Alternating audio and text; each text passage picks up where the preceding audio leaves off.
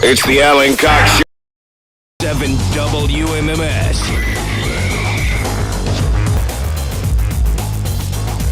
Hey, what's going on, everybody? Good afternoon, greetings, and all that.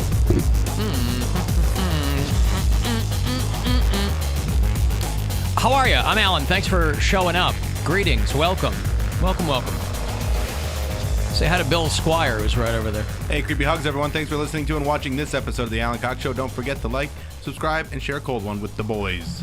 Say hello to Mary Santora, who is here as well. Hi, guys. No babies. Congratulations on that. Thank you. And Poundcake is back behind the glass. Afternoon, white people. Happy TBT. Yeah, you know, some weeks go by slowly. This is our first week back after the vacation. It's pretty fast. I feel like it's Flew going quickly. by, Yes, yeah. It's already Thursday and Pretty fast. Pretty fast. Pretty good. Hey, if you want to get in on this, 216-578-1007, 800-348-1007. Send me a text if you like, 35192. Everything else, you can find us at AlanCoxShow.com. As Bill said, you can watch the show there. Mm-hmm. The live stream is for you. We've got, well, the iHeartRadio app. You can listen to the show there, of course. What else? If you need to hit us up individually, get to the bottom of AlanCoxShow.com. You can click through there. I was thinking about the phone calls last night, and I meant to ask Cody off the air, but I never got around to it. Do you screen out a lot of calls, or do we get fewer calls in general than we used to? I would say a little both. Sometimes people are like, "Ah, wait." What is a call? Give me an example of a call that you would screen out. Because I got to tell you, I'm really, in the new year, I'm consumed with this. Mm-hmm. Because I was listening to a lot. Well, because I was, while we were on vacation, we were gone for 3 weeks, which is a full week longer than we're normally gone. But that's just the way this past year worked out. But I would podcast all the sum of shows. So every night, I'm going through the best of shows, and I'm posting them to the app so people can listen to them over the break, so we don't go completely radio silent. And obviously, you know, I just celebrated 10 years here at WMMS, and I know that over the course of that decade, that the way people have come to communicate with this show has shifted a bit. Mm-hmm. But I'm consumed with, like yesterday, I think I took 2 calls, right? Now, those are the 2 I took, but I didn't know if you were screening people out. Give me an example of something you would screen out. Well, there's the trolls. There's the people who... Don't screen out the trolls. What do the trolls say when they call? Yeah. Well, I know it's a troll because first they come up with some fake story and a fake name. Well, do me a favor and screen less. Really? Yeah, let's try that. Yeah, just give them to me. Just put them on hold and give them to me. Okay. Radio down, don't curse, you know, whatever, that whole thing. Whatever the script is that you tell them. You'll continue to get the mule guy or something. I don't care. I can, listen, I've been doing this a long time. I know how to, you know, I can handle whatever. Okay. And then there's the But I was like, God, you know, there's some, because people, a.k.a. Becky, always calls to complain that I don't take enough calls. And I'm like, I have to be candid with you. There's some days where I don't get a lot of calls. Now, I get non-stop texts and emails. So, yeah, it's not the same with phone calls. And also, I get that people have lives to lead and they maybe don't want to sit on hold for a long time, but that hasn't always been the case. So either people are busier or they, you know, I don't know. And then I think people just make less phone calls. But these I days. always blame myself too. I go, all right, well then, it's my probably thing. your fault. Yeah, it probably is my fault. So I always look at the way you're dressed. I always. Well, what's the matter with how I'm dressed? What happened? You want to call You're that asking person? for it. Am I nipping out? You're asking for nobody to call you dressed like that, Alan. Oh, really? Oh, man. Oh, come on. So I go, well, I'm clearly not giving people, I'm not giving them... The content to call in about? I'm giving them plenty of content, but people used to call us for the dumbest crap. And, you know, I like talking to people, but some days, you know, listen, Dick from Dayton, I always end up talking to the regulars. Yep. You don't screen them out. Who else do you screen? You said trolls? There's the people that are calling. They're like, hey, I won some tickets like 4 months ago. Are they in yet? I'm like, let me forward you to promotions. Yeah, I don't need to talk to them. And then it's the prize winners. And then it's the people who are, I pick up the phone and immediately, like, I can't even get a word. I'm like, sir, what's your name? Where you from? Like, wehat's calling for? Wait. So you'll pick up the phone and they'll yell at you? There's this, well, yeah, he's probably going to call now. But yeah, Let's try this. Hello, who's this? Hey, this is Red. Red. Hi, Red. How are you? Good. How are you? I'm good, man. What's up? Hey, I just want to say Mary's definitely a good added feature to your program, and nobody never calls you. Thanks. You know, a lot of people ask me, they go, are you going to talk about Mary being officially on the show? I go, well, if you listen to the 10th anniversary special, I address the whole thing. Yeah. Mary's talked about it on social media. And then I put it on my Instagram, Mary Santora Comedy. I'm not going to belabor the point. I mean, we said goodbye to Erica at the end of last year. Sadly, but truly. Yeah. And Mary was filling in most of last year anyway, and so we made it official and blah, blah, blah.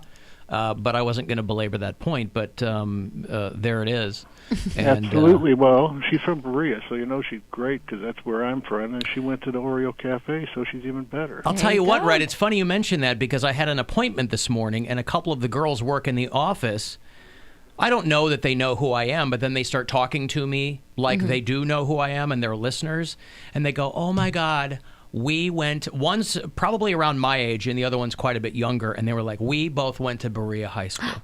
And we saw Mary get written up in the Berea paper, and we were so happy that little Mary was doing it, blah, blah, blah. And then they start telling me how Berea High School was very egalitarian in that, you know, in a lot of high schools, they explained this to me. They said a lot of high schools, obviously, the jocks take precedence over the artists, right? Like if you're in the band, you get beaten up, but if you're the high school football captain, everybody loves you. They said at Berea High School, they figured out how to kind of treat everybody the same. They were like the jocks and the artists. Scum.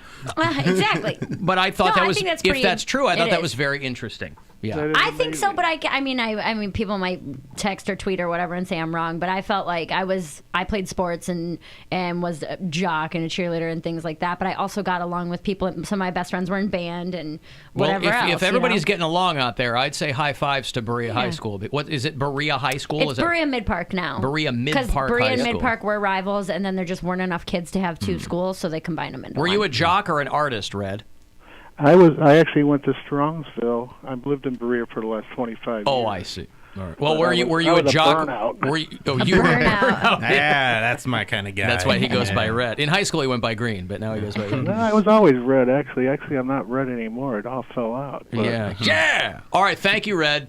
All right, thank All right, you. pal. There's a Red. Hello, JD. Hey, Alan. Hey, what's up? I got to tell you, I called a couple times, and Poundcake did not put me through. Well, what did you call about? What'd you say? What'd you tell him? I don't know. One day I was just going to bust your balls for messing up, but it was like your first day back, and he was like, don't you know we've been off for 2 weeks? Don't be calling and saying that stuff. And then he hung up on me. You know what? Okay, but here's the thing, and this is why I'm telling him to screen less. It's not his fault. He's doing what he thinks is he's his. a good screener. Yes, He and is. so I'm just saying, hey, let's ease off the throttle and see what happens. That's right. He's just doing his job as he sees fit. So it's not his fault. I'm just telling him, hey, you know, You got to get him one of those guard outfits. With the big hat. Oh, like a crossing guard? No, Oh. like a Buckingham Palace? a beefeater at Buckingham Palace, like the guy in the gin bottle. Yeah, I'll get him one of Yeah, those. he's got to wear those. Wee-o. He doesn't let nobody through. That will be his. Nobody through. We went back for a week, homie. like That's not- going to 4 be. days, actually. That's going to be your. Cox guards. Right. Thank you, JD. I'm going to make. That's going to be your Polar Blast punishment. Is for a week you have to dress like a beefeater. I didn't even Not hear just be what one. he said, so I was on the phone. But It's fitting. I mean, you know, but you'll have the costume to match. what did he say? I said I was on the phone. He said that he called and you screened him out or something. He He was going to bust my balls. Like I said, it's not your fault. You were doing the job probably as I initially described it to you, right? Yeah. I'm just saying that if we over-screen, then I don't have anyone to talk to except Drunk Sue and Dick from Dayton. And I love them. I love the regular callers, but I'm trying to get The a fresh perspective a melange and, yeah. around here. That's right. Because it perpetuates itself. If you listen to the show and you never hear anybody call, then people just think, oh, Alan's not taking calls, and then they don't call. Right. You know? Now, some days I won't. I don't need callers, but I like them. Yes. Anyway, I'm over-explaining it at this point. But I got you. I think you need to do a whole nother segment on it. Okay, I will, Bill. Thank you. He's my consigliere over here. You know yeah. what? I have no consigliere anymore. My agent died, one of my best friends, my former co-host in Chicago, he passed away a few years ago. I have no consigliere. Yeah, I don't want that job. I know. I can't give it to you. I have no. I have no mentor. I have no someone that I can go directly to. Why don't you just call Howard Stern? It used to be one of those two people. It was my agent or my friend Jim. Either of those guys, I'd call and I'd say, "You got to tell." You know, I don't have anyone like that anymore. Consigliere. I got to look that up.